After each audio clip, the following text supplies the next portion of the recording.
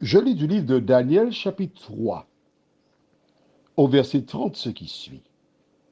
Après cela, le roi fit prospérer Shadrach, Meshach et Abednego dans la province de Babylone. Prions. Notre Seigneur et notre Dieu, nous achevons le chapitre 3 du livre de Daniel. Au cours de ce voyage, nous avons vu comment ces jeunes gens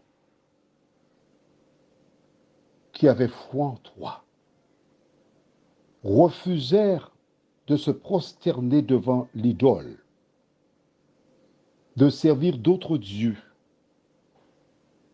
Et nous voyons maintenant le résultat.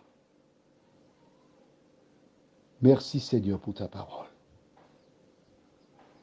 Donne-nous de transposer cette histoire à notre vie et comme eux, de ne pas nous prosterner devant les idoles, nous t'en prions, au nom de Jésus et pour ta gloire éternelle. Amen. Bien, je ne pense pas selon la programmation que nous parlerons des idoles parce que je pense que nous avons suffisamment vu ce thème.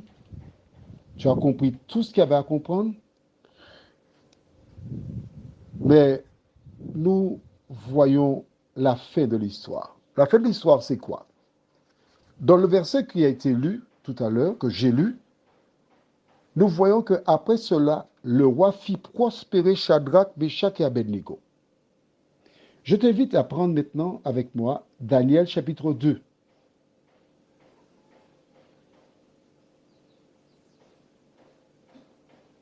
C'est bon? Nous lisons le verset 48. Rappelle-toi, lorsque Daniel révéla au roi son songe et l'explication. Verset 48. Ensuite, le roi éleva Daniel et lui fit de nombreux et riches présents.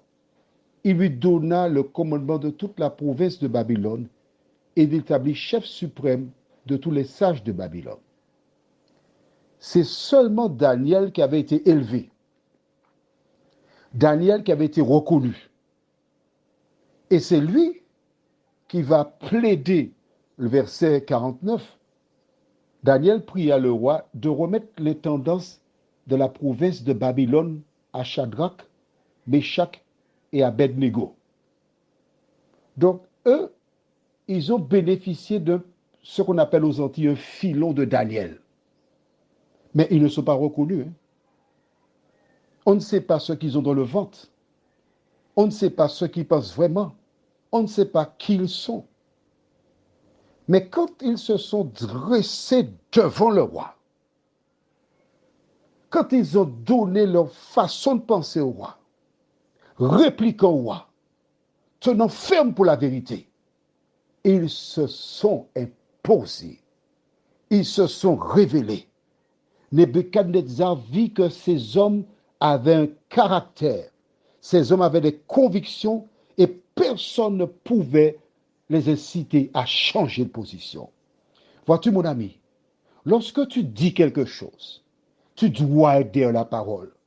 Quand tu es convaincu que ce que tu dis vient de Dieu, même si le monde s'écroule autour de toi, même si les gens te font la guerre, même s'ils te tirent dessus, redresse ta poitrine, bombe ta poitrine, et puis tu dis, je suis là, je reste là, parce que c'est la parole de Dieu, je m'appuie sur la parole de Dieu, je reste derrière la parole de Dieu.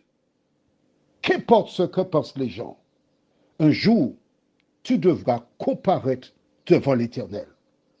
Tu devras lui dire pourquoi tu as mis de côté sa parole. Souvent, des personnes ne te comprennent pas parce que tu n'as pas la même compréhension de la parole qu'eux. Ils ne lisent pas la parole. Ils ne peuvent pas comprendre la parole. Quand tu sais que ce que tu fais vient de la parole de Dieu, que la terre tremble, que le ciel te tombe sur la tête, que le monde se ligue contre toi, demeure fidèle à la parole de Dieu. La Bible déclare qu'à ce moment-là, Le roi de Nebuchadnezzar fit quoi? Il fit prospérer Shadrach, Meshach et Abednego. Tu en dèches. Sois fidèle à l'Éternel et il te bénira. Prions. Notre Seigneur et notre Dieu, nous avons achevé avec Daniel 3 et demain nous commencerons, si tu nous prêtes vie, l'histoire de Daniel chapitre 5. Dès à présent, prépare nos cœurs, afin que nous soyons prompts à recevoir ce qui vient de toi, nous t'en prions, au nom de Jésus et pour ta gloire éternelle. Amen. Je te souhaite une bonne nuit et n'oublie pas, si tu veux que tes affaires avancent, si tu veux recevoir la bénédiction de Dieu, sois fidèle à l'Éternel.